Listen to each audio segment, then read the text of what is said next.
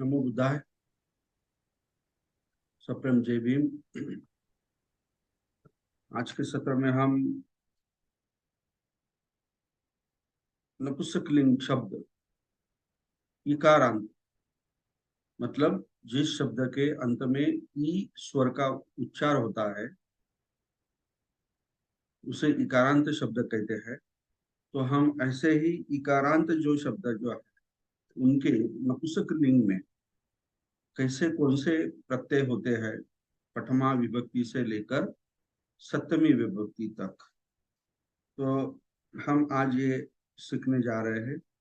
और इसके पीछे मतलब पहले इसके पहले हमने अकारांत पुल्लिंग नपुंसकलिंग शब्द का अध्ययन किया। तो उसमें हमने अकारांत नपुंसकलिंग शब्द का जो एग्जाम्पल है वो फल लिया था। जो शब्द है ये नपुंसकलिंग है, अकारांत मतलब फल। हम जब उच्चारण करते हैं तो उसके अंत में अ का स्वर आता है, अस्वर आता है।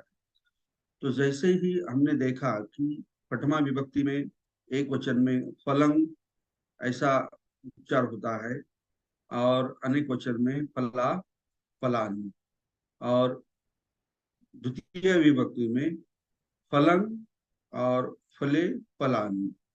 तो हम यहाँ देखते हैं कि दोनों प्रथमा और द्वितीय विभक्ति में फलंग फलंग ये दोनों एक जैसे ही उच्चारण है, मतलब सेम शब्द आते हैं।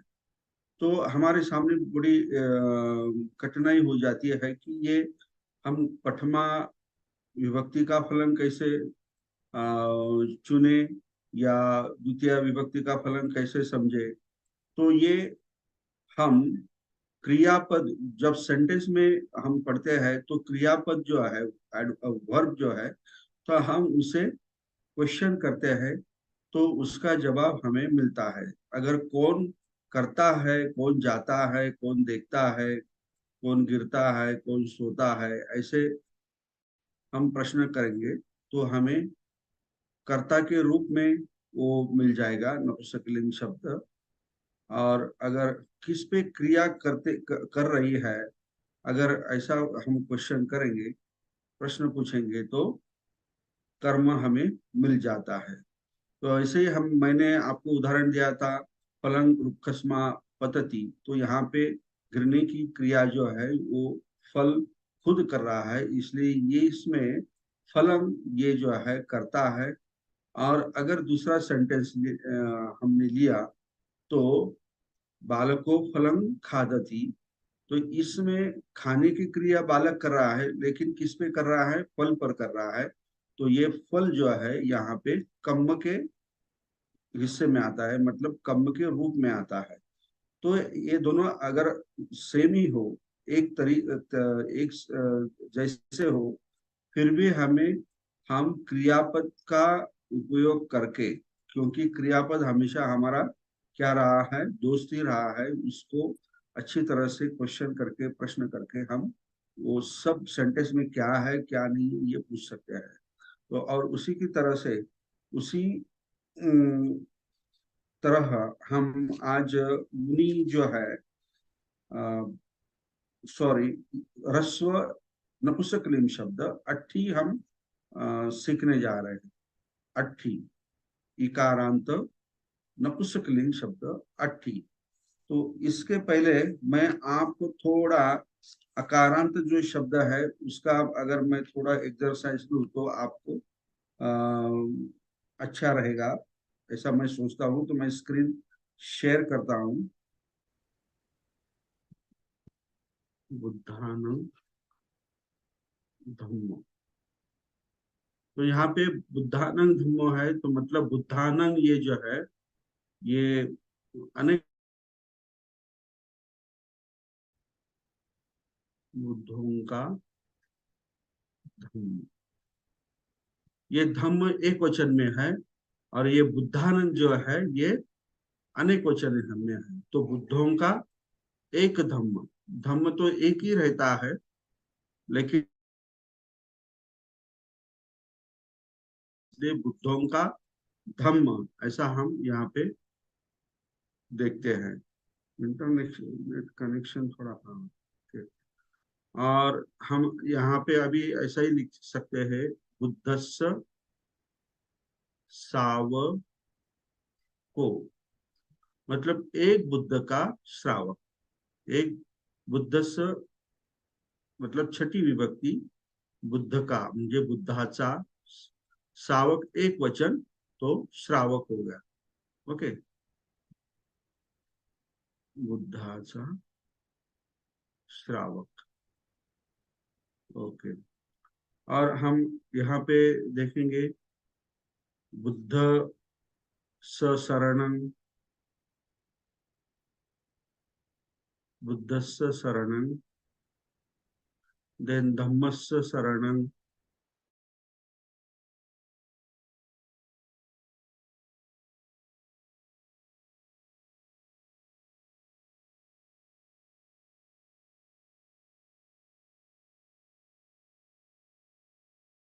ये शरणं शरणं जो शब्द है, ये भी नपुंसकलिंग में है, इसीलिए इसको नंग शरणं कर दिया है।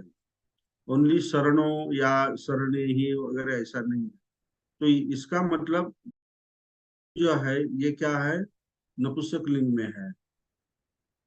तो संघाय दान मतलब संघ के हेतु के लिए, फिर से कनेक्शन का प्रॉब्लम आ रहा है कुछ। संघर्ष, यहाँ पे संघर्ष दानंग ऐसा नहीं कहा है, तो संगाय दानंग मतलब इसका हेतु, इस दान का हेतु क्या है, किसके लिए है, संघ के लिए, संघ के हेतु के लिए ये दान, ऐसा इसका मतलब होता है। मतलब संघ के लिए दान, ये संघ, संघ का दान ऐसा नहीं हो सकता, संघ का दान ऐसा इसका ट्रांसलेशन नहीं होगा। तो ये क्यों होता है ऐसा मैं बताऊंगा आपको। यहाँ पे संगाय, संघर्ष क्यों नहीं लिया, संघर्ष। और मैंने आपको बताया बुद्धस्स शरणं, यहाँ पे बुद्धाय शरणं क्यों नहीं लिया, बुद्धाय शरणं क्यों नहीं लिया, ये मैं आपको बताऊंगा समय आने पर। ओके, तो इसी तरह ये जो अकारांत जो शब्द है, इसके हमने एग्जाम्पल लिए हैं और कुछ सेंटेंस भी लिए हैं। तो आज हम अट्ठी शब्द जो है, इकारांत, इकारांत, अब हम एक उदाहरण के तौर पर अट्ठी शब्द लेते हैं। अट्ठी का मतलब होता है हड्डी या बोन, मतलब शरीर में हमारे जो हड्डियां होती है ना, उसे अट्ठी कहते हैं। मराठीमध्ये आपण हाडे म्हणतो, हाडे। ओके, हाड। ओके, तो इसका प्रथमा विभक्ति और द्वितीय विभक्ति हम देखेंगे। तो ये जैसा है वैसा ही अट्ठी हो गया, और यहाँ पे अट्ठी, अट्ठी और अट्ठी नहीं। तो हमारे जो रूल जो है उसी के हिसाब से ये दीर्घ अट्ठी, अट्ठी यहाँ पे हो गया ये दीर्घ, और ये नी हो गया है। तो ये नी क्या है, ये प्रत्यय है। तो मतलब एक हड्डी नहीं तो अनेक हड्डियां, इसका मतलब हो जाता है अट्ठी का, अट्ठिनी का, और ये दीर्घ अट्ठी का। अगर अट्ठी आप ह्रस्व लिखेंगे तो एक बोन या एक हड्डी उसका मतलब हो जाएगा। और द्वितीय में अट्ठिन, ये तो कहीं भी जाओ, आप कौन सा भी शब्द लो, ये द्वितीय में अंग तो एक वचन में प्रत्यय आता ही है, सब में आता है। और यहाँ पे अट्ठी, अट्ठी, सॉरी यहाँ पे ऐसा चाहिए दीर्घ, अट्ठी नी। तो इकारांत नपुंसक लिंग हम देख रहे हैं, नपुंसक लिंग। तो सिर्फ प्रथमा और द्वितीय जो है इसमें बदलाव होता है। वो भी, ये तो प्रथमा विभक्ति एक वचन, वो तो वैसा ही रहता है, लेकिन अनेक वचन में उसका चेंज हो जाता है। ये भी द्वितीय में भी वैसा ही रहता है, जैसा पुल्लिंग इकारांत हमने देखा उन्हीं शब्द, तो उसी तरह ये नपुंसक लिंग में भी वैसी तरह रहता है, लेकिन चेंज जो होता है यहाँ नी प्रत्यय लगते हैं। जब जब सेंटेंस में पाली टेक्स्ट पढ़ते समय आपको जहां भी आनी या नी, आनी ये लगता है अकारांत शब्दों का प्रत्यय लगता है, अकारांत शब्द का, और नी लगता है ये इकारांत और उकारांत, ह्रस्व और दीर्घ, ये इस शब्द को लगते हैं। तो समझ लेना कि ये शब्द नपुंसक लिंग है। तो नपुंसक लिंग शब्द को पहचानने के लिए मैंने आपको बोला कि वर्ब से हमने वार्तालाप करने, मतलब उसे क्वेश्चन करना है, प्रश्न पूछना है, उससे ही हम उसका अर्थ, उसका उत्तर ले सकते हैं। तो इसी तरह प्रथमा विभक्ति इकारांत अट्ठी, अट्ठी, अट्ठीनी, अट्ठीम, अट्ठीम। अभी इसका अगर मैं उदाहरण दूं तो अट्ठी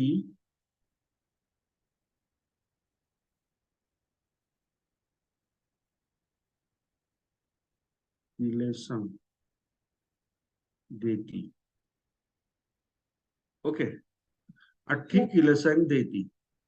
तो यहाँ पे मैंने ये अट्ठी जो है ये प्रथमा विभक्ति के रूप में दिया है, मतलब कर्ता के रूप में दिया है, ओके। देती मतलब देता है, हाँ? देता है। तो यहाँ पे क्या देता है, किलेसन देता है, और कौन देता है, अट्टी, मतलब हमारी हड्डी तकलीफ देते, किलेसन मतलब तकलीफ, हाँ? तो हड्डी तकलीफ, तकलीफ, तकलीफ देती है, ओके। अभी अभी आप देखेंगे हड्डी इसमें हिंदी में ये स्त्रीलिंग हो गया, लेकिन अट्ठी ये पाली में क्या है, नपुंसक लिंग है। ऐसे चेंजेस आपको दिखेंगे कहीं कहीं। और अगर हम इसे द्वितीय विभक्ति में लेंगे, मतलब कर्म के विभक्ति में लेंगे, तो इसका सेंटेंस कैसा होगा, बालको अट्ठिम खादती, या सोनंग, या सोनो या सुनो को अट्ठिन खादती, ऐसा भी हम लिख सकते हैं। मतलब एक बालक एक हाड़ को खाता है, ये इसका मतलब। यहाँ पे द्वितीय विभक्ति है, यहाँ पे एक एक वचन है, और यहाँ पे भी एक वचन है। ये प्रथमा विभक्ति एक वचन, ये द्वितीय विभक्ति एक वचन। और अगर हम अनेक वचन की बात करें, तो हम अगर यहाँ अट्ठी जो प्रथमा विभक्ति कर्ता के रूप में है, हम अगर यहाँ पे अट्ठी, अट्ठीनी हम यहाँ पे लिख दे, और किलेसन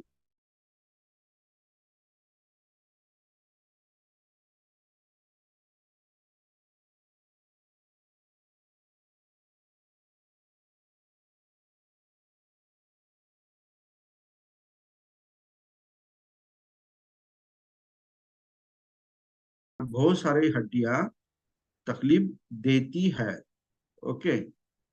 और यहाँ पे बालको अट्ठिन खादती, तो बालको अट्ठिनी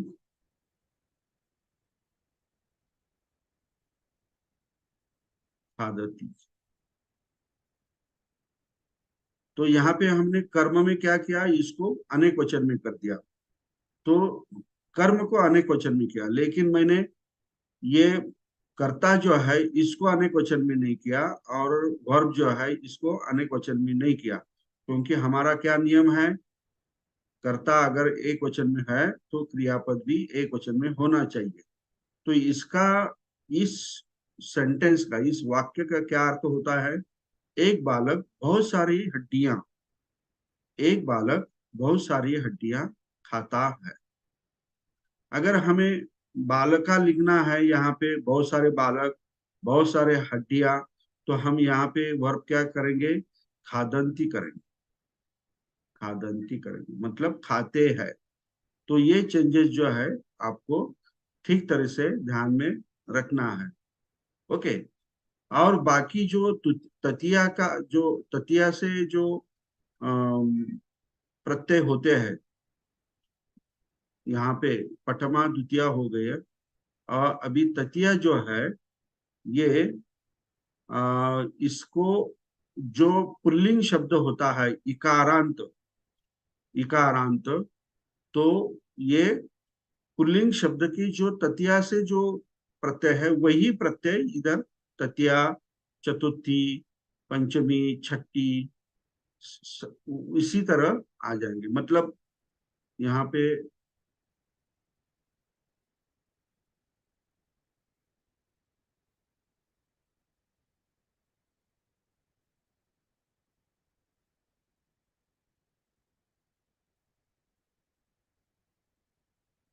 ये मैंने जो उदाहरण दिए वो लिख लिए सब आपने लोगों ने। मैं अभी पूछूंगा आपको, सबने किताब लाया है, सबने पेन, नोटबुक, मैं अभी सबको दिखाने के लिए कहने वाला हूँ। तो जिसने जिसने नहीं लाया है कृपा करके वो अपने सामने रखे, और अच्छी तरह से क्लासरूम में बैठे हैं इसी तरह बैठे, और कोई भी यस भगवान जेठे, आपको क्या कहना है। हा सर, एक वाक्य आपण बालको अट्टीनी खादती घेतलेलं आहे. तर याच्यामध्ये कर्ता एक वचन आहे, क्रियापद एक वचन आहे, पण मधला जो कर्म आहे तो अनेक वचन आहे.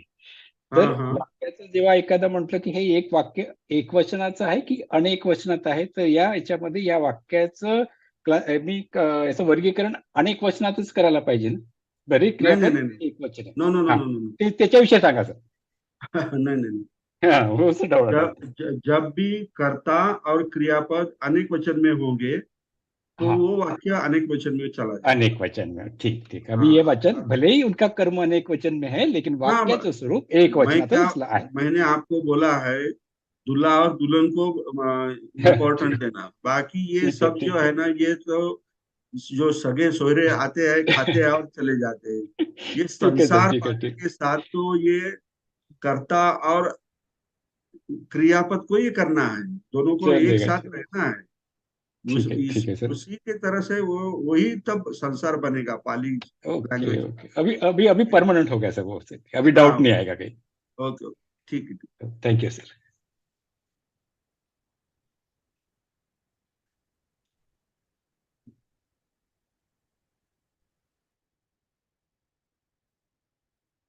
हाँ, तो मैं क्या कर रहा था,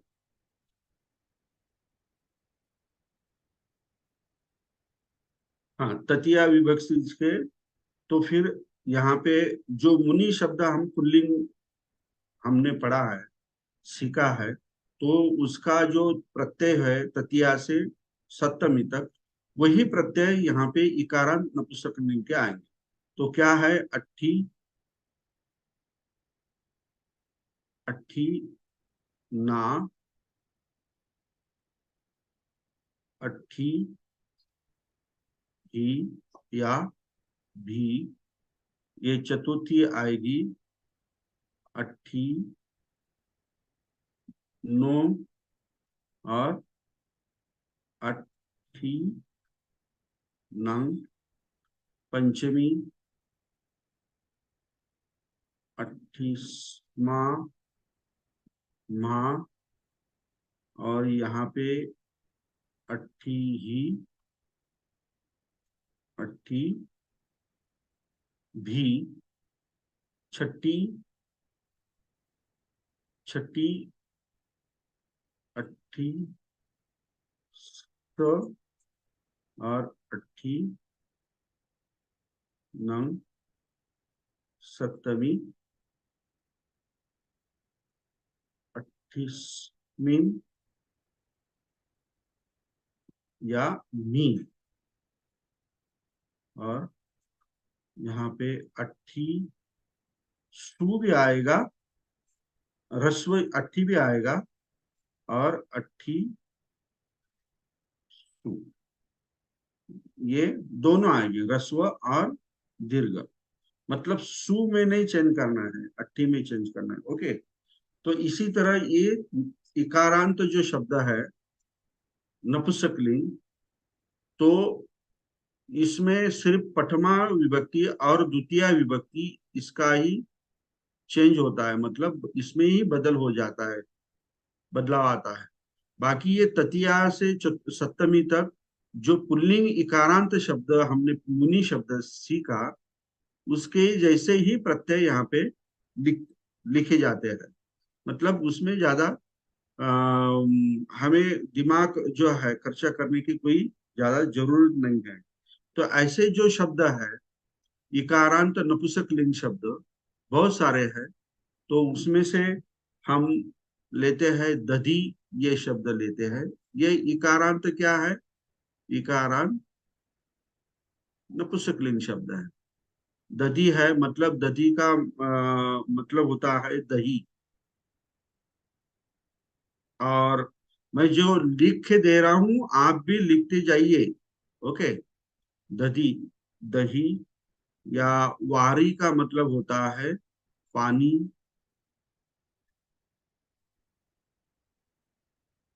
पानी। अक्खी, अक्खी का मतलब होता है आंख। अच्छी, अच्छी का मतलब होता है आंच। मराठी में हम इसको फ्लेम म्हणजे अग्नीच्या ज्वाला म्हणतो ना आपण, किंवा अग्नीचा जो जाळ म्हणतो आपण, तो अच्छी। ओके, हे सारे काय आहेत? हे सारे नपुंसकलिंग इकारांत शब्द आहे। ओके, हे सारे काय है? इकारांत शब्द है। तो अभी हमने जो शब्द लिया था एग्जाम्पल के तौर पर, वो लिया था अट्ठी। तो हम अगर दही शब्द ले, तो फिर इसका जो पूरा जो डिक्लेंशन है प्रथमा विभक्ति से लेकर सप्तमी तक, ये कौन कह सकता है पूरा? एक मैं ट्रायल ले, क्योंकि ये नपुंसकलिंग है, कौन कह सकता है? कौन कहेगा?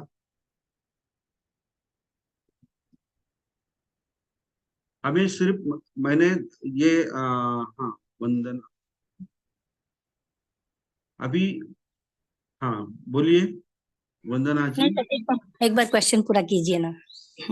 हाँ, ये जो द, द, दधी, दधी जो शब्द है ये नपुंसकलिंग शब्द है, तो जी इसके डिक्टेशन कैसे होंगे प्रथमा जी। विभक्ति से लेकर हाँ सप्तमी विभक्ति तक?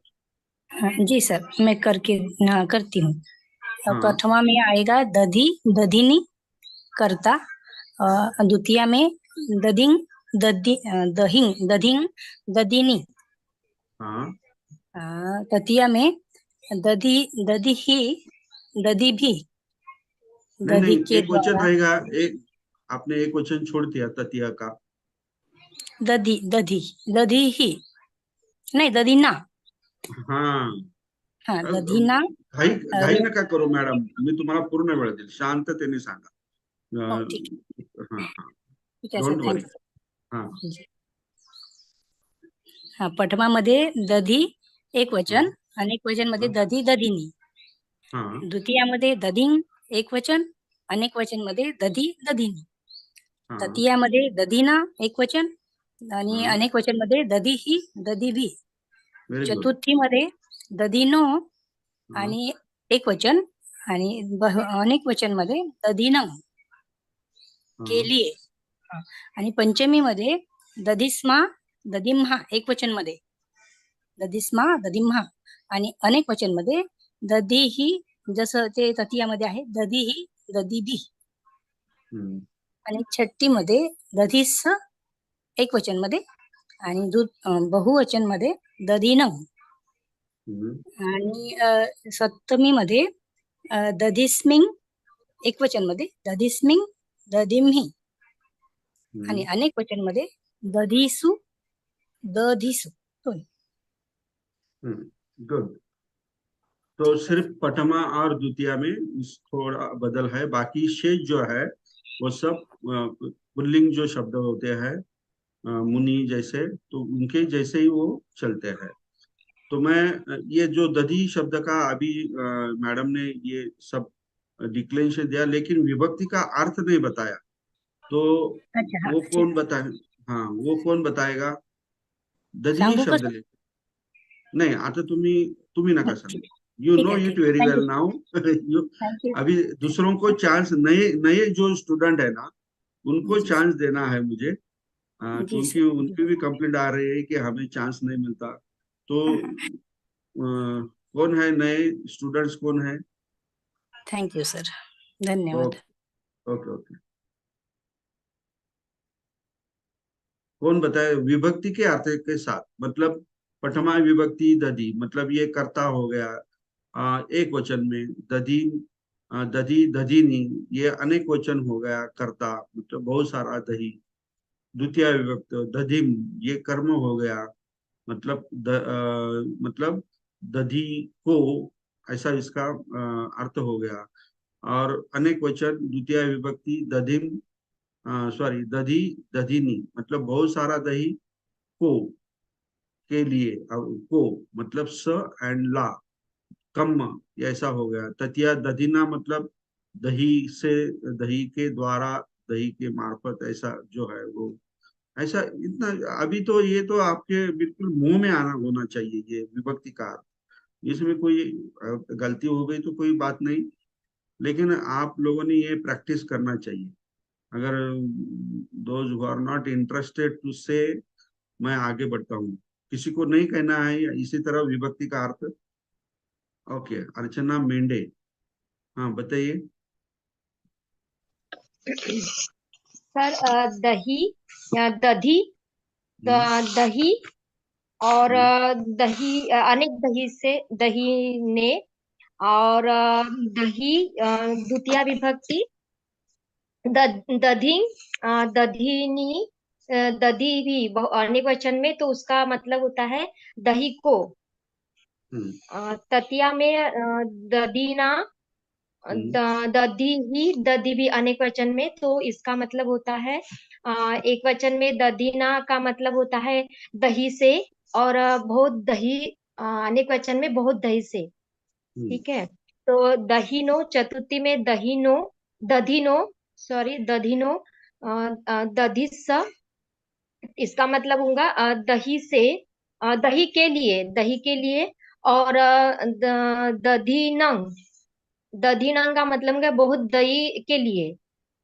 पंचमी में दहीना दहीमा और दधीमा दधीस्मा, इसका मतलब हो गया दही के दही से, यानी दही दही पासून हम्म, दही. और हम्म, छठी में दधीनो दधीनो दधिस, इसका मतलब हुआ बहुत दही का, दही की, दही के. और अनेक वचन में दही दधीनंग, यानी बहुत दही दही का की के. और सप्तमी में होगा दधिमी, दधिस्मी, यानी बहुत दही के ऊपर, यानी बहुत दही में, दधीसु, दधीसु यानी बहुत बहुत दही, दही में। और आलपन में दधी, और इधर बहुवचन में दधीनी। मैं ठीक है, आलपन का कुछ इतना ये नहीं, but you said nicely, okay, good. तो इसी तरह हमने इकारांत नपुंसकलिंग जो शब्द है, इसके हमने प्रत्यय देखे, उसके उदाहरण भी देखे। तो उसी तरह उकारांत नपुंसकलिंग, अभी हम क्या देखेंगे, उकारांत नपुंसकलिंग शब्द। हमने भिक्खु शब्द जो सीखा है वो क्या है, पुल्लिंग शब्द है, ये पुल्लिंग शब्द है। अभी हम उकारांत नपुंसकलिंग शब्द पढ़ेंगे और उसके लिए शब्द लेंगे हम आयु। आयु का मतलब होता है जीवन, मतलब आयुष्य। ओके, उकारांत नपुंसकलिंग। जैसे हमने यहाँ पे देखा, इकारांत नपुंसकलिंग शब्द में हमने जैसे देखा, और प्रथमा और द्वितीय विभक्ति में सिर्फ बदल होता है, मतलब चेंज होता है। उसी तरह यहाँ भी उकारांत नपुंसकलिंग शब्द में भी प्रथमा में और द्वितीय में ही बदल होता है। बाकी तृतीया से लेकर सप्तमी तक जो पुल्लिंग भिक्खु शब्द है, जो उनके जो प्रत्यय है वही प्रत्यय रहते हैं। मतलब चेंज कहाँ पे करना है, सिर्फ प्रथमा विभक्ति और द्वितीय विभक्ति में। तो क्या करना है, बदल भी वही इसी तरह करना है, कुछ अलग सा कुछ नहीं है। एक वचन, अनेक वचन। ओके, तो एक वचन में क्या करना है, हम देखते हैं कि जैसा शब्द होता है वैसा ही हमें लिखना है। सॉरी, हम क्या ले रहे, आयु, आयु जैसा है वैसा ही लिया। ओके, लेकिन यहाँ पे अनेक वचन में हम उसको दीर्घ कर देते हैं। ओके, क्योंकि ये रूल ही है। ओके, और आयु नी।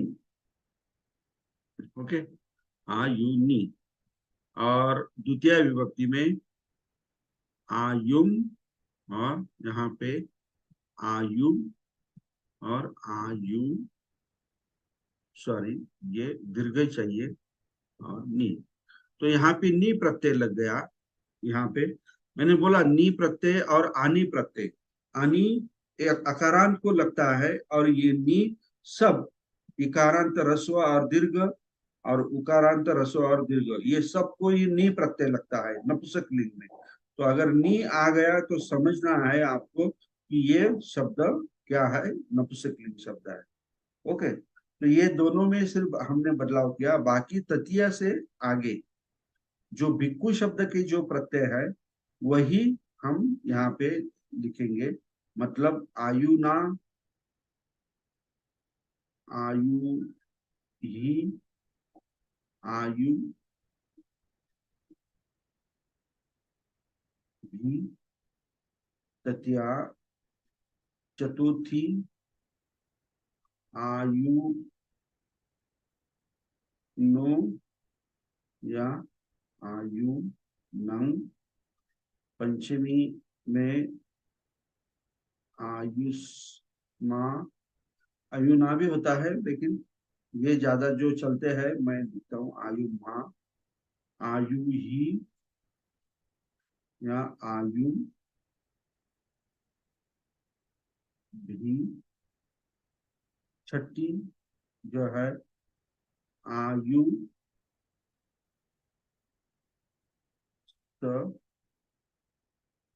सॉरी, हाँ आयुष, या क्या बोलते हैं, आ यु, ये दीर्घ, आयु नंग, यहाँ पे नो भी लिखा तो भी चलता है, आयु नो भी किया तो ही चलता है। छठी, ये सप्तमी में आयुष्मिन और मी और आयु, ये ह्रस्व भी हो सकता है यहाँ पे, या आयु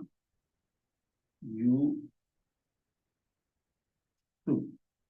ओके, तो यहाँ पे हमने आयुष्मिन भी, आयुषु, आयुषु यहाँ पे लिख दिया। और अभी यहाँ ये जो है आयुना, आयुनो, ये चतुर्थी में हम यहाँ पे स भी लिख सकते हैं, आयुना, आयुषी। ये तो मैं ये आपको बताना चाहता हूँ कि ये ततिया आ गया कि ये ना और नो, यहाँ पे ध्यान रखना है, क्योंकि यहाँ पे मोड चेंज होता आता है। तो नानो गाड़ी जो है ना, तो आपको अगर ध्यान में रखना है कि ना कहाँ से शुरू होता है, ततिया से, और ततिया से हमें कहाँ बैठना है, नानो गाड़ी जो है ना उसमें बैठना है। तो उसमें बैठकर ये प्रत्यय सब पाठ कर लेने हैं, मतलब मुखदगत करने हैं आपको। ओके, हाँ बोला जेठे जी। हाँ सर, तो एकदम फॉर्म्युला बरोबर साहेब, तो नानोचा फॉर्म्युला एकदम परफेक्ट आहे, नानो नानो, तर हाँ हाँ तृतीया चतुर्थी पंचमी छठी, नानो नानो, म्हणजे हा लक्षात ठेवायला एकदम परफेक्ट आहे सर। हाँ हाँ, तो हाँ, इसलिए ओके। आपको नानो गाड़ी लेना चाहिए। नैनो गाड़ी यस है सर। ना, ये टाटा की तो गाड़ी है छोटी सी नैनो, वो उसमें मैंने बैठकर पहले फिक्स करके रखा सर, नानो शब्द। हाँ, हाँ वो पहले ततिया, याद रखा, नानो रखने का बस, हाँ बस, ततिया और कंफ्यूजन नहीं। चतुर्थी नानो, और छठी, सॉरी चतुर्थी और छठी ये नानो। छठी। हाँ, ये ऐसा आप अपने तरीके से भी याद रख सकते हैं, जिसको अपने तरीके से, खुद के तरीके से याद रखना है वो रखिए, लेकिन मैंने ये भी आपको एक तरीका बताया है। ओके, तो इसी तरह ये उकारांत नपुंसक लिंग जो शब्द है आयु, इसके ये जो प्रत्यय है, तो ये आयु का ये प्रथमा विभक्ति में आयु। हाँ, ये अगर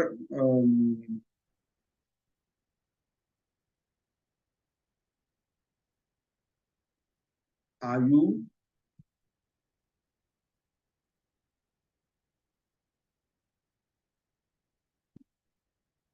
नरंग, आयु नरंग,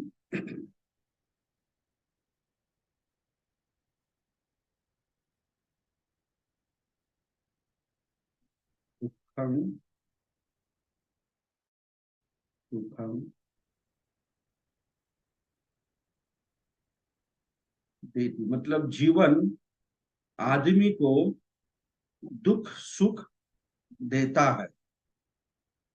कौन देता है, तो आयु, ये प्रथमा विभक्ति में आ गया। हाँ, जीवन आदमी को दुख और सुख देता है, सिर्फ सुख नहीं देता या सिर्फ दुख नहीं देता, दोनों देता है। ये आयुष्य का, अपना जीवन का क्या उसूल क्या बोलते हैं ना, वो है। अगर आ, ये द्वितीय विभक्ति में अगर हम देखें तो आयु जीवन को, हाँ जीवन को, तो हम मयंक आयु, मतलब हम जीवन को, जीवन को क्या हो सकता है, को आगे क्या लिख सकते हैं आप, कौन बता सकता है, जीवन को देखते हैं या जीते हैं, हाँ ऐसा भी लिख सकते हैं ना, मयंक आयु पश्चाम। अभी यहाँ पे म क्या क्यों डाला मैंने, क्योंकि ये मयंक करता है, ये उत्तम पुरुष में है अनेक वचन में, इसलिए म ये जो है ये भी उत्तम पुरुष अनेक वचन में, मतलब हम जीवन को देखते हैं, आम्ही जीवनाला बघतो, जीवनास बघतो। कैसा होता है आयुष्य? हर एक का सुख में भी होता है, दुख में भी जाता है, लेकिन इट डिपेंड्स अपॉन यू। आप अगर अच्छा कर्म करेंगे, अच्छी सोच रखेंगे, बहुत सारा कष्ट लेंगे, बहुत मेहनत लेंगे, तो आपका जीवन क्या होगा? सुखमय हो जाएगा। हाँ, ओके। तो इसी तरह हमने अभी उकारांत नपुंसकलिंग और इकारांत नपुंसकलिंग हमने देखे। ये सब आपने लिख लिया सब सबने? हम्म। तो आयु के जैसे जो मुनि शब्द जो है, आयु सॉरी भिक्खु शब्द है, वो भिक्खु शब्द जैसे उकारांत नपुंसकलिंग शब्द बहुत सारे हैं, वो भी हमें मालूम रहना चाहिए। तो मैं आपको कुछ अ, उकारांत नपुंसक लिंग जो शब्द है उसकी उसको देता हूँ। चक्षु, ये क्या है? नपुंसक लिंग है। चक्षु का मतलब होता है आंख।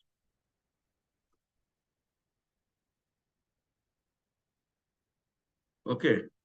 और है धनु। धनु का मतलब होता है तीर। वो तीर मारते हैं ना हम, वो धनु। दारू का मतलब होता है, दारू का मतलब दारू नहीं तो लकड़ी। मराठी में दारू अलग होती है। दारू मतलब लिक्विड जिसमें अल्कोहल होता है, लकड़ी। मधु, मधु का मतलब क्या होता है? ये अपना मध बोलते हैं ना, मधु का मतलब स्वीट भी होता है। स्वीट का मतलब क्या मतलब? मीठा। हाँ, बोला केदारनाथ जी।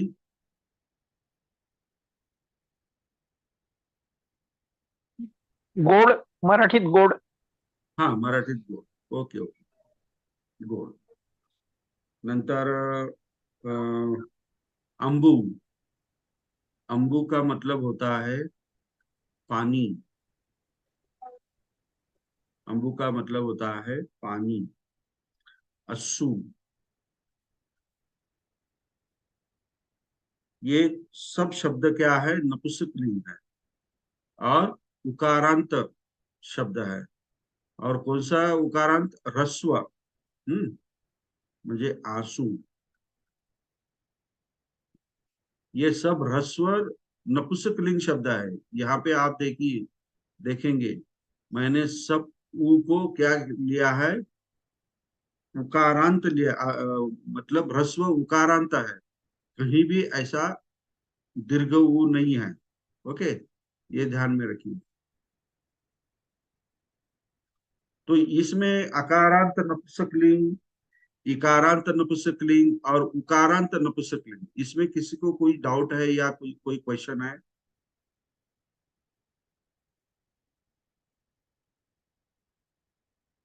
ये तीनों नपुंसकलिंग मैंने आपको बताए, और तीनों पुल्लिंग शब्द भी मैंने बताए। पुल्लिंग में हमने कौन से शब्द देखे? पुल्लिंग में अकारांत बुद्ध शब्द देखा, उसके प्रत्यय देखे, उसकी विभक्ति देखी। और पुल्लिंग में हमने ह्रस्व इकारांत में के रूप में हमने मुनि शब्द देखा, उसके प्रत्यय देखे, उसकी विभक्ति भी देखी।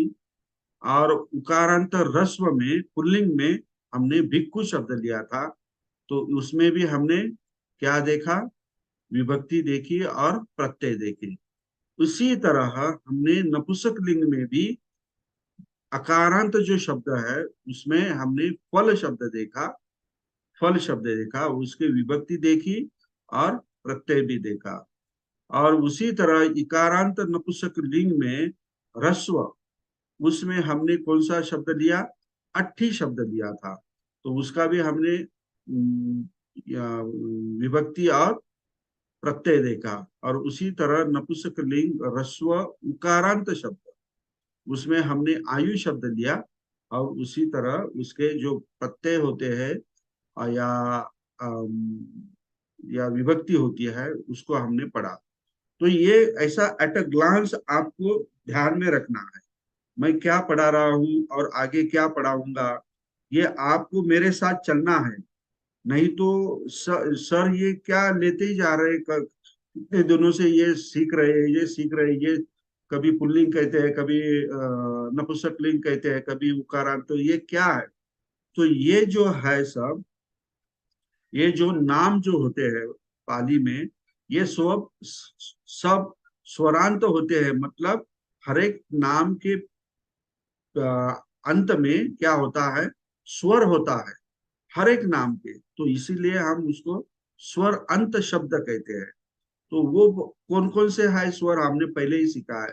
तो अ से लेकर ओ ए तक, मतलब ओ आ ई ई उ उ और ए ओ। तो ये जो स्वर जो है जिस जिस शब्द के अंत में आते हैं, उसी सभी शब्द के विभक्ति और प्रत्यय हमें सीखना है।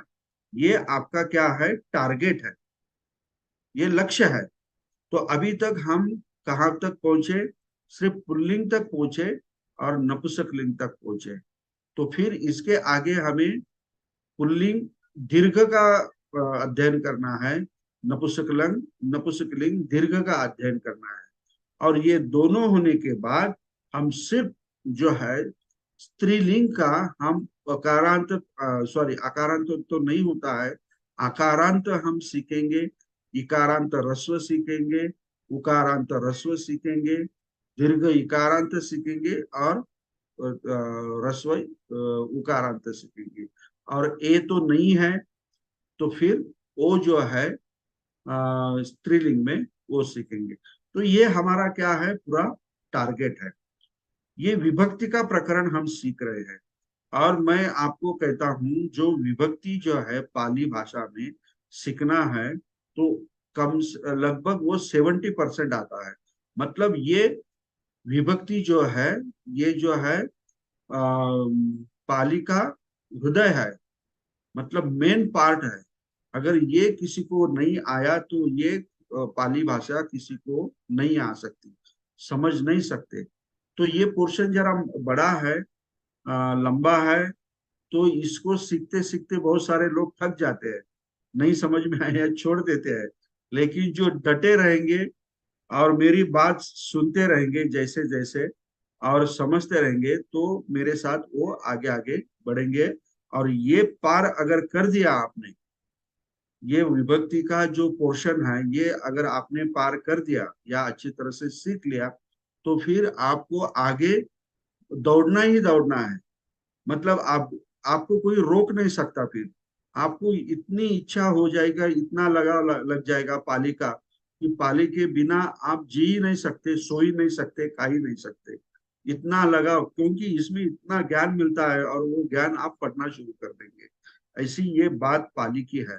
तो इसी तरह हमने अभी क्या पुल्लिंग नपुंसकलिंग के हमने अभी शब्द देखे हैं। अभी इसके हम उदाहरण लेंगे। उदाहरण लेने के बाद आपको और उसका अच्छी तरह से अध्ययन हो जाएगा।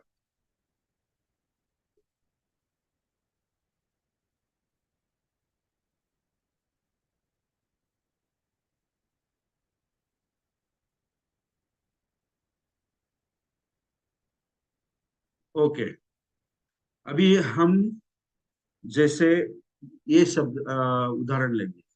एक, मुनयो, मुनयो बुद्धस्स सावका। ओके, मुनयो बुद्धस्स सावका।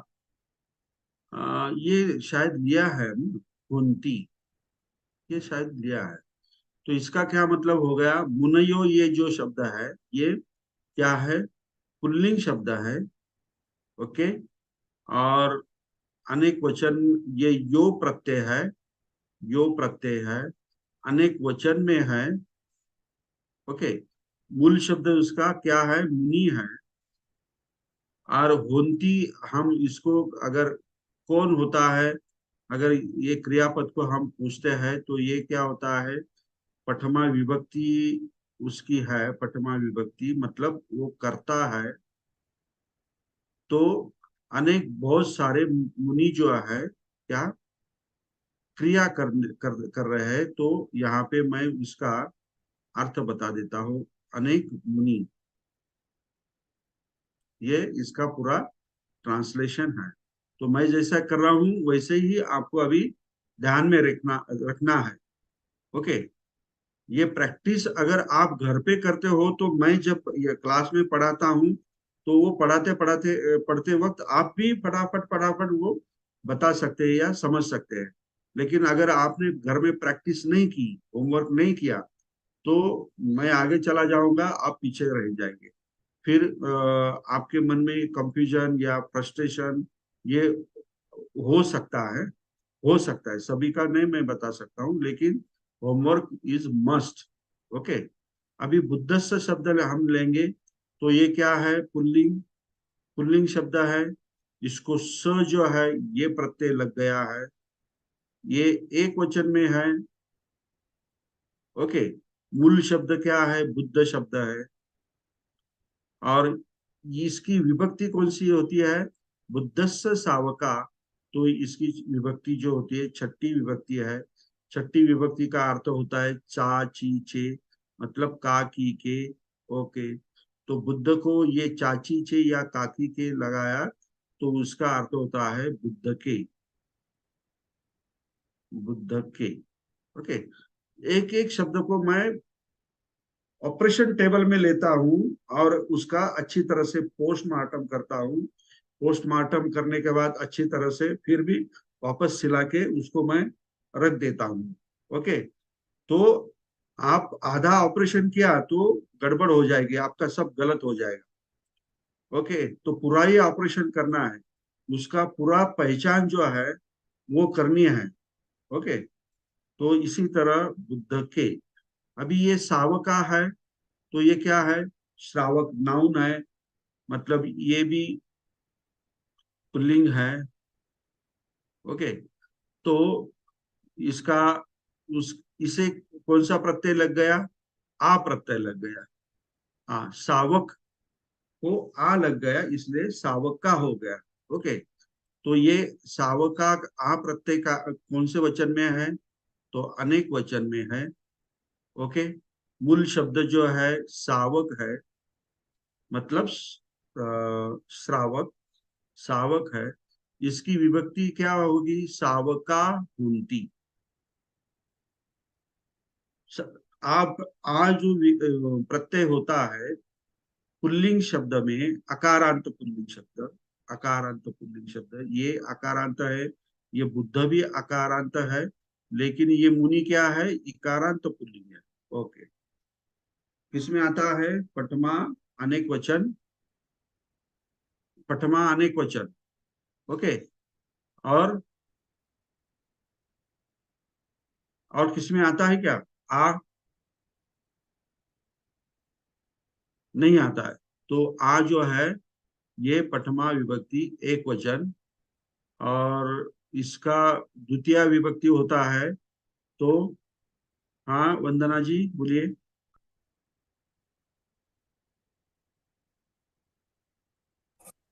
हाँ बोला। हाँ ते बोला। तुम्ही बुद्धस्वच्या खाली त्याचं हे केलंय विभाजन, म्हणजे ते स आहे एक वचन, तर ते काय वर काय लिहिले तो शब्द मला कळत नाहीये पहिला हा तो. हाँ हाँ, अकारांत पुल्लिंग शब्द है ना बुद्ध। हो. हाँ अच्छा मैंने तेच म्हणतात मी. लिखते अच्छा. वक्त मैंने बोला अकारांत पुल्लिंग, ये हा. सावका भी अकारांत पुल्लिंग है, लेकिन ये मुनोय शब्द क्या है, इकारांत पुल्लिंग शब्द है। ये आपको अभी ध्यान में रखना है कौन कौन से, उसी हिसाब से अभी आपको प्रत्यय और अर्थ लेना पड़ेगा। हाँ बोला जी. जेठे, भगवान जेठे काय हा म्हणते, सर, हा आ प्रत्यय सर पंचमी मध्ये येईल ना सर, आहे ना, आ अकारांत प्रत्यय त्याच्यामध्ये. हो आहे, हा हा परंतु इट डिपेंड्स अपॉन यू। अलग लक्षात, हा हा बुद्धस्थ सावका, ये जो सावक जो है कौन से शब्द से रिलेटेड है, ये आपको ओके उस सेंटेंस में ढूंढना है। ये आपको हाँ, समझना चाहिए। तो अगर बरोबर. ठीक है, मैं आपकी बात मानता हूँ, पंचमी में ले लेंगे। ओके, तो इसका मीनिंग क्या होता है फिर? सावका का मीनिंग क्या हो गया पंचमी के हिसाब से? ते फिर श्रावकापासून सेपरेशन असं दाखवा लागेल आपल्याला ते. तो मुनियो बुद्धस्स सावका होन्ति, ये मतलब होना है, हा, मग ते क्रियापद जुळत का। नाही. हाँ, जुळत नाही. होता है, होते हैं, क्योंकि ये अनेक वचन में है ना, होन्ति। तो करेक्ट. अगर आपके, इससे मैंने बहुत सारे मुनि बुद्ध के श्रावक से होते हैं, तो इसका क्या मतलब होता है? नाही, ये नाही, आपको नाही समझना होत चाहिए। आहे. उसका कोई हाँ उपयोग नाही. नाही सर, तुम्ही म्हटलं होतं की अजून कुठल्या विभक्तीमध्ये येतो का म्हणून मी सांगितलं त्याच्यात पंचमीमध्ये, पण आहे हा. हा, बाकी हाँ काही हाँ नाही. हाँ, ओके. तो अभी ये शावक जो है बुद्ध शब्द से कनेक्टेड है, तो करेक्ट. इसलिए हम बुद्ध के श्रावक, ऐसा हम हा, कह सकते हैं। Okay, correct. तो शावक जो है, ये प्रथमा विभक्ति हो गई, ये अनेक वचन हो गया, तो इसका मतलब होता है अनेक श्रावक। अनेक मुनी बुद्धांचे श्रावक आहेत की अनेक मुनि असतात. बुद्ध के अनेक श्रावक होते हैं। होते हैं. हम एक 2 मिनट उनको श्रद्धांजलि अर्पण करेंगे, मेरे मित्र को। 2 मिनट हम शांत बैठेंगे। ओके, संदेश जी। सर हां ठीक आहे चालेल सर. हाँ, ओके ओके, संदेश सर थोडे बिझी असल्यामुळे बराबर, हां ठीक है, चालेल सर. ओके. आणि ओके जर तुम्हाला जायचं असेल तर काही हरकत नाही सर, आपण आज क्लोज करू शकतो मग क्लास. ओके ओके, मी 2 मिनिटानंतर सांग तुम्हाला, थोडं मी पण ओके ओके. डिस्टर्ब झाला. ओके हां ठीक आहे सर चालेल. Okay, okay. 2 मिनिट श्रद्धांजलि।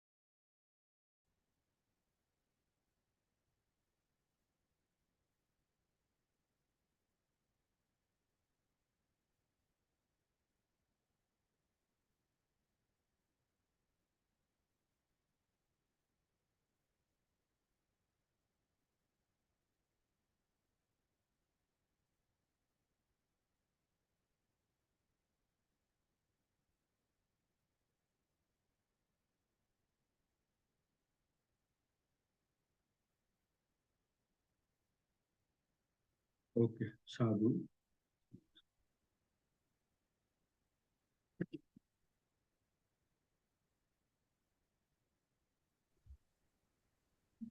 हॅलो. हाँ, ठीक है, हॅलो. तो हाँ, बोला, कौन नमो बुद्धाय सर. हाँ सर मला हे सांगायचं होतं, माझं पण असाच विचार 2 मिनिटाचा आपण शब्द राहून त्यांना श्रद्धांजली द्यायची. आणि माझा जो प्रश्न दुसरा होता तो म्हणजे जसं याच्यावरती, हाँ जसं आपण ट्रान्सलेशन केलं ना की हाँ अनेक हाँ मनुष्य बुद्ध के श्रावक होते हैं, तर हाँ समजा हाँ आपण असं केलं, बुद्ध के अनेक मनुष्य श्रावक होते हैं, तर बरोबर नाही का सर हे? हाँ, बराबर है ना। श्रावक के बजाय सर क्या क्या क्या कैसे किया आपने, क्या बोला? बुद्ध के बुद्ध के अनेक मनुष्य श्रावक होते हैं। हाँ हो सकता है ना, कर सकते हैं ना, कैसा करेंगे फिर? हा नाही तर सर सुरुवातीला आपण सांगितलं ना सर, म्हणजे की अनेक मनुष्य बुद्ध के श्रावक होते हैं, याने अनेक मनुष्य पहिले आलेले होतं आणि आता जे मी सांगितलं त्यात बुद्ध के अगोदर अगोदर केलं मी, असं फक्त एवढंच आहे, बाकी काही नाही. ठीक आहे. तर यांनी सांगितल्याप्रमाणे काय होऊ शकतं? नरा बुद्धस्य श्रावका होती, असं वाक्य करायचं होतं ना तुम्हाला. अनेक मनुष्य बुद्ध के श्रावक होते हैं. हाँ होते हैं ये. हाँ, तो मुनियों के बजाय हमने नरा शब्द लिया. हाँ हाँ हाँ. ये बरोबर है. Okay sir, thank you. Okay okay okay. बुद्धो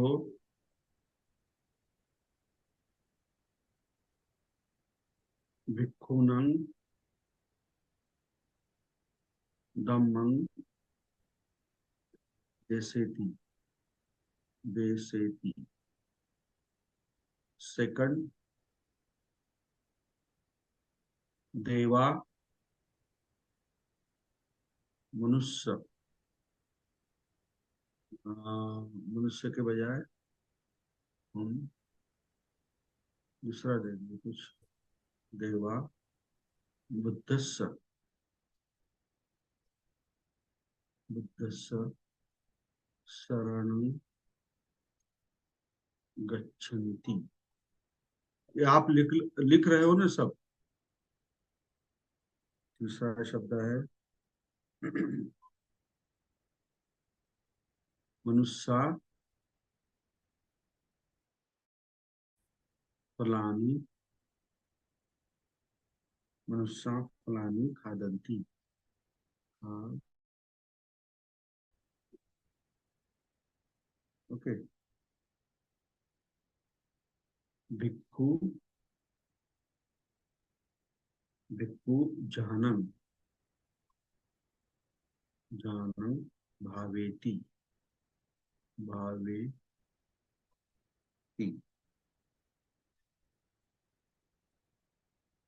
पांचवा, सावका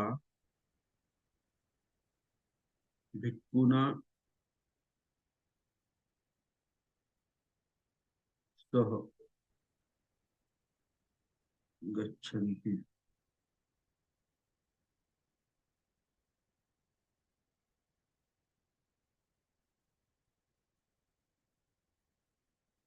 सिक्स नंबर है भिक्खो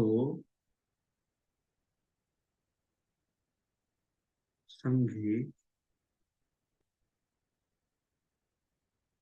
वसंती.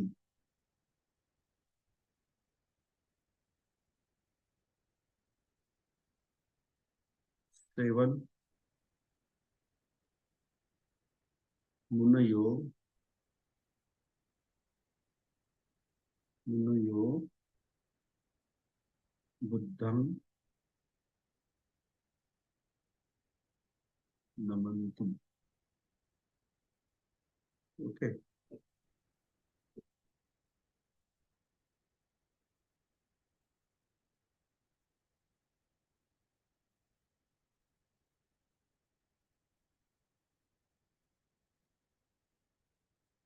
आठ नंबर भिक्खु गामा आगच्छति.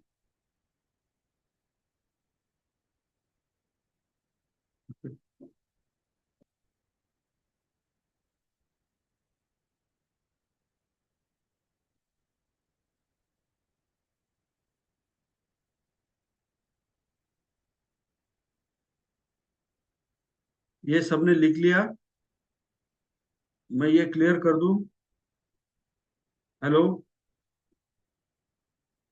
ये 8 वाक्य जो है ये सबने लिखा है या नहीं?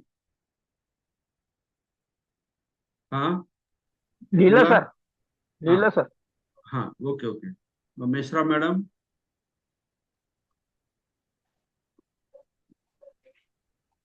सोनाली मिश्रा मॅडम, काय म्हणायचंय का? हो सर, मला पण तेच सांगायचं होतं, लिहून झालं. Okay okay, good. हाँ, मी हे क्लिअर करतो आणि आणखी बाकीचे वाक्य. ओके. 9 नंबर, मनुष्या विहारे पश्यन्ति। ओके। और 10वां जो है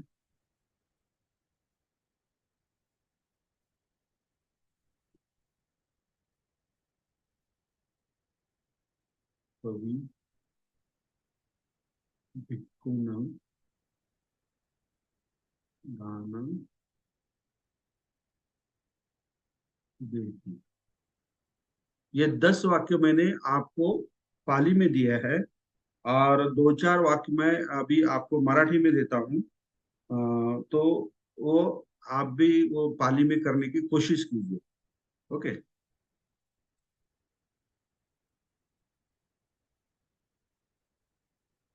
बुद्धों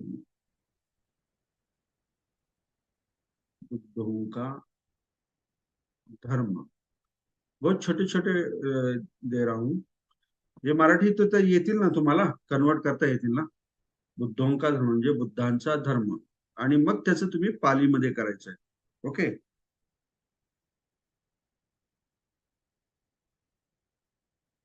बुद्धों की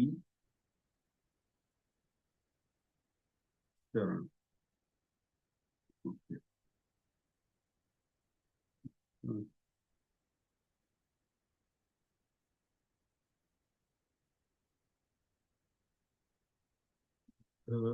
के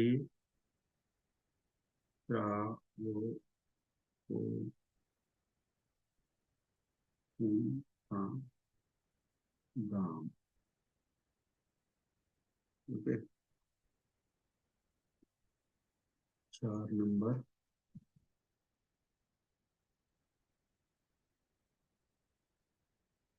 निर्वाण के लिए, निर्वाण के लिए बुद्धों का शासन.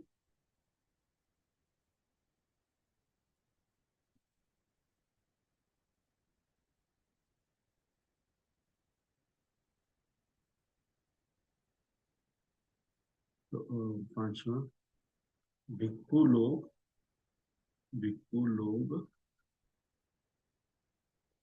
ध्यान करते हैं. ओके.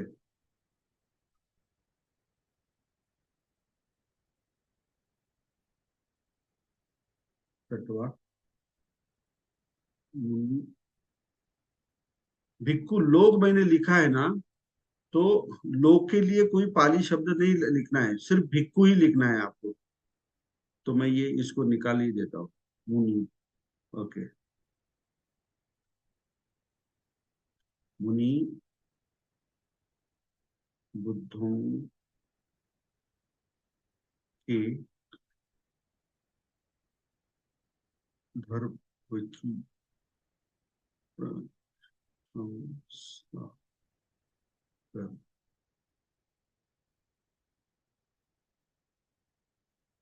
करते. यहाँ मैंने करते हैं क्यों लिखा है? क्योंकि मुनि जो, it is respectful person, he is respectful person, so I written here करते हैं, लेकिन वो मुनि एक वचन में ही है, ऐसा आपको समझना है. तो ये 6 जो सेंटेंस है इसको आपको पाली में करना है, और ये 10 सेंटेंस जो है इसको आप इसका ट्रांसलेशन करना है. लेकिन ट्रांसलेशन करते वक्त हर एक शब्द का व्याकरण लिखना जरूरी है. और फिर व्याकरण सब मालूम होने के बाद नीचे उसका पूरा एक सेंटेंस में आपको ट्रांसलेशन कर लिखना है। ओके। और ये जो हिंदी में दिया है इसको पाली में करना है, तो उसे भी उसी तरह करना है। अभी ये जो 4 शब्द मैंने दिए, 4 वाक्य दिए हैं, तो इसमें ये दिया नहीं है, क्रियापद मैंने दिया नहीं है, क्रियापद वर्ब नहीं दिया है। तो बुद्धों का धर्म, तो सिर्फ आपको क्या लिखना है, बुद्धानं धम्मं, ऐसा ही लिखना है। यहाँ पे क्रियापद नहीं है, वर्ब नहीं है, तो फिर कैसा लिखेंगे, ऐसा कुछ नहीं। तो बुद्ध के श्रावकों का गाम, मतलब बुद्धस्य श्रावकानं गामं, ऐसा ऐसा ही लिखना है। मतलब पूरा वाक्य आपको लिखना नहीं। ये तो पाली का एक कैरेक्टरिस्टिक वैशिष्ट्य है कि कहीं कहीं नाम भी कर्ता भी नहीं दिया जाता, कहीं कहीं क्रियापद भी नहीं दिया जाता। लेकिन 5 और 6 ये दोनों वाक्य में मैंने ये पूरे वर्ब भी दिए हैं। ओके। और ये करते हैं, तो ये वर्तमान काल में है, तो इसे आपको भविष्य, ये सिर्फ 2 सेंटेंस, हाँ, 5 और से, तो इसे आपको भविष्य काल में भी करना है, भूतकाल में मतलब अतीत काल में भी करना है। और विद्यार्थी में मत कीजिए, आपको नहीं तकलीफ होगी, मतलब नहीं जमेगा। तो ये जो 2 वाक्य है 5 और 6, ये आपको भविष्य और भूतकाल में करने हैं, और यहाँ पे वर्ब नहीं दिया है। तो अभी अभी अगले ही सोमवार का हम मिलेंगे, तो आपको होमवर्क करने के लिए बहुत सारा अभी समय है, और ये सब लिखकर आप अपने ग्रुप पे डालेंगे। ये होमवर्क जो है ग्रुप पे डालेंगे, मेरे व्हाट्सएप पे मत डालिए, ग्रुप पे डालिए। और जिसका भी सही होगा, मैं उसका नाम लिखूंगा कि इनका इसका सब सही है, एक भी गलती नहीं है। तो उसी से आप उसका जो ये आपका होमवर्क है, ये टैली कर लेना, मतलब चेक कर लेना। ओके, समझ में आया सबको? अभी इसके बारे में, होमवर्क के बारे में किसी को कोई पूछना है? माने, आशा माने, हाँ बोलिए। जय भीम सर. जय भीम।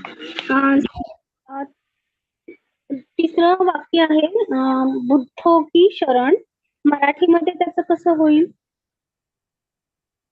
बुद्धांची शरण म्हणजे बुद्धांचे, हा, बुद्धांचे शरण, बुद्धांचे शरण. हा हा शरण आणि म्हणजे त्या शब्दामध्ये थोडंसं कन्फ्युजन होत आहे. हा, बुद्धांचे विचारून घ्या ना काय, बुद्धांचे शरण. हे बघा, बुद्धांचा धर्म, बुद्धांच्या श्रावकांचे गाव, नंतर बुद्धांचे शरण, निर्वाण के लिए बुद्ध का शासन, मतलब निर्वाणासाठी बुद्धांचा शासन. शासन, हा, शासन तुम्ही जसं लिहिलं तरी चालेल. ओके.